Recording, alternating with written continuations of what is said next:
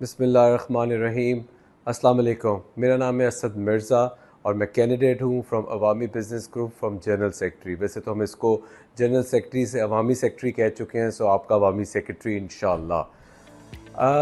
जैसा कि आप सब जानते हैं कि अवामी बिज़नेस ग्रुप ने कल अल्हम्दुलिल्लाह अपना जो मैनिफेस्टो है वो रिवील किया और मैं बड़ा शुक्रगुज़ार हूँ अपने तमाम रियल एस्टेट कम्युनिटी का, अपने सीनियर्स का, अपने जूनियर्स का, जिन्होंने हमारे इस जो मैनिफेस्टो है उसको सराहा। और इसके अलावा हमें बहुत से मैसेजेस और कॉल्स करके बताया कि अल्हम्दुलिल्लाह हमारा जो ये मैनिफेस्टो है ये एक बेहतरीन ऐसा मैनिफेस्टो है जो इंशाअल्लाह आने वाले वक्त में हम इम्प्लीमेंट भी करेंगे। अच्छा, इसमें जो सबसे इम्पोर्टेंट बात तो ये है कि मैं अपने तमाम अवामी बिज़नेस ग्रुप का बड़ा शुक्रगुज़ार हूँ कि उन्होंने मुझ पर भी ट्रस्ट किया और इसके अलावा जिन्होंने मेरे साथ इस मैनिफेस्टो में हेल्प किया अवामी बिज़नेस ग्रुप के लोगों ने, मैं उनका भी बहुत बहुत शुक्रगुज़ार हूँ। मैं इसी मैनिफेस्टो में से एक चीज़ जो बड़ी इम्पॉर्टेंट चीज़ है जिस पे हमारा रियल एस्टेट सेक्टर इंशाल्लाह आने वाले वक्त पे बहुत तरक्की करेगा, एक मैनिफेस्टो का पॉइंट है हमारा रेगुलेटरी बॉडी। अगर हम रियल एस्टेट सेक्टर की बात करें तो हमें उसका रूट कॉज, जो प्रॉब्लम है उसका रूट कॉज, बुनियादी मसला देखना है। जो हमें लगता है, जो अवामी बिज़नेस ग्रुप का रियल एस्टेट सेक्टर में हमें नज़र आता है कि जो बुनियादी मसला है वो ये है कि हमारे पास कोई भी रेगुलेटरी बॉडी नहीं है। आप किसी घर को ले लें, आप किसी ऑफिस को ले लें, आप किसी कंपनी को ले लें, आप किसी अदारे को ले लें, आप किसी मुल्क को ले लें, वो अदारा, वो मुल्क, वो घर तब तक सक्सेसफुल नहीं होता जब तक उस घर, अदारे, मुल्क में सिस्टम्स नहीं होते। विदाउट सिस्टम्स कोई चीज़ कामयाब नहीं हो सकती। सो हमारी जो रियल एस्टेट सेक्टर है एक बहुत बड़ी इंडस्ट्री है और इंशाल्लाह Awami business group real estate sector को इंडस्ट्री का दर्जा भी दिलाएगा। मैं अगर वापस अपनी रेगुलेटरी बॉडी की तरफ आऊँ तो इंशाल्लाह मैं आपको बताऊं कि मैंने आज से 6 महीने पहले इस रेगुलेटरी बॉडी पे काम करना शुरू कर दिया था और आप यकीन करें तब मुझे बिल्कुल भी नहीं पता था कि मैं कैंडिडेट होऊंगा for general secretary in elections. इस वक्त जो हमारी पंजाब रेगुलेटरी बॉडी जो है उसका काफ़ी हद तक हमने प्रपोजल्स दे दिए हैं और काफ़ी जगहों से अप्रूव भी हो चुकी है। इस वक्त वो फेडरल में हमारे फेडरल मिनिस्टर के पास इस वक्त वो उसका चली गई हुई है फॉर एप्लीकेशन और उसको इम्प्लीमेंट करने के लिए।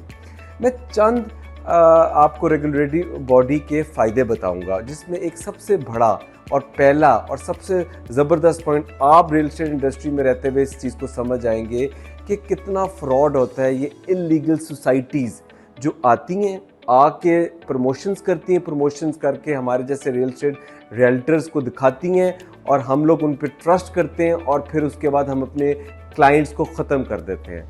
सो इसका सबसे पहला पॉइंट जो है protection for your buyers, protection for your clients, protection for your investor, protection for your overseas clients. वो प्रोटेक्शन कैसे हो सकती है? ये रेगुलेटरी बॉडी जब इंशाल्लाह, मैं आपसे ये भी वादा कर रहा हूँ कि बहुत जल्द ये इम्प्लीमेंट करवा दूँगा इंशाल्लाह। जब ये रेगुलेटरी बॉडी आ जाएगी, ये क्या करेगी, सबसे पहले जितने डेवलपर्स हैं, जितने लाहौर पाकिस्तान के डेवलपर जो लाहौर में काम करना चाहते हैं, उनको इस रेगुलेटरी बॉडी से रजिस्टर होना पड़ेगा। Once they get registered, registration में उनका डेवलपर का क्या क्या आ जाता है, उनके पास कितनी ज़मीन है, वो कितनी मॉर्गेज कर चुके हैं जो गवर्नमेंट को, उनके पास क्या प्लान है और उनके पास कितनी इनकम है टू स्टार्ट दिस प्रोजेक्ट। अच्छा, इसमें होगा क्या कि जब वो रेगुलेटरी बॉडी उनको ज़मीन और सारी डॉक्यूमेंट जमा करवाएगा रेगुलेटरी बॉडी को, जो भी डेवलपर होगा, तो उससे ये हो सकता है कि वो कभी भी ओवर सेलिंग नहीं कर सकती। क्यों? क्योंकि जब रेगुलेटरी बॉडी के अंडर जब वो डेवलपर आ जाएगा तो एक सीरियल नंबर हर प्लॉट के एवज, जैसे आपकी गाड़ी का एक सीरियल नंबर होता है या उसका रजिस्ट्रेशन नंबर होता है, उसी तरह दिया जाएगा ताकि वो सीरियल नंबर जब आप उस डेवलपर के पास जाके शो करेंगे और अगर वो अवेलेबल प्लॉट्स होंगे तब ही वो उसको इशू कर सकता है। सो आपका कितना ज़्यादा जो है ना वो बचत हो जाएगी और ये जो इलीगल सोसाइटीज़ हमारे पे आके हुक्मरानियाँ करती हैं वो ख़त्म हो जाएगा। इसके साथ साथ हमारी जो इलीगल सोसाइटीज़ जब ख़त्म होंगी और जो अच्छे डेवलपर्स हैं वो ऑब्वियसली इसमें आएंगे, रेगुलेटरी बॉडी के साथ रजिस्टर होंगे। जितनी ज़मीन उनके पास है उतना ही बेच सकते हैं, उससे वो कुछ भी ज़्यादा ओवर सेलिंग नहीं कर सकते। सो ये आपकी, हमारी रियल एस्टेट इंडस्ट्री की कामयाबी है। इसका जो सबसे दूसरा पॉजिटिव बात है कि अकाउंटेबिलिटी एंड प्रोफेशनलिज्म।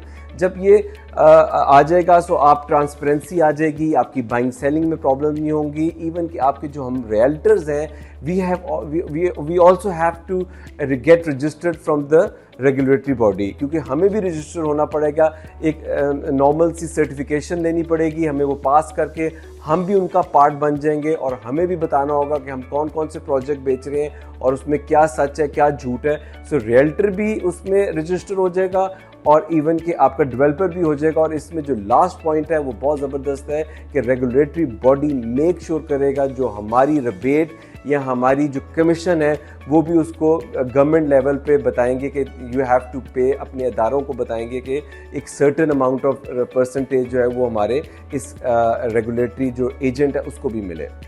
सो मुझे ये लगता है कि ये हमारा सबसे बुनियादी प्रॉब्लम है। अगर ये प्रॉब्लम सॉल्व हो जाएगा तो आप यकीन नहीं कर सकते कि हमारा सेक्टर इतना बूस्ट करेगा, इतना काम होगा, क्योंकि दुनिया में जितनी रियल एस्टेट में बूम है, आप दुबई चेक कर लें, आप यूके चेक कर लें, आप यूएस देख लें, आप कनाडा देख लें, ये सारे जो इंडस्ट्री है वो रेगुलेटेड है। सो जब रेगुलेटेड होते हैं तो लोगों का ट्रस्ट बढ़ता है क्योंकि गवर्नमेंट इन्वॉल्व हो जाती है। जब ट्रस्ट बढ़ता है तो उससे ज़्यादा आपके पास मल्टीप्लाई होकर बिजनेस आएगा। सो इंशाल्लाह मैं अपने मैनिफेस्टो का इसी तरह एक एक करके पॉइंट आपको बताता रहूँगा। अवामी बिजनेस ग्रुप को आपको वोट और सपोर्ट करना है, क्योंकि हम आपके लिए इंशाल्लाह रियल एस्टेट सेक्टर को चेंज करके दिखाएंगे। बहुत शुक्रिया।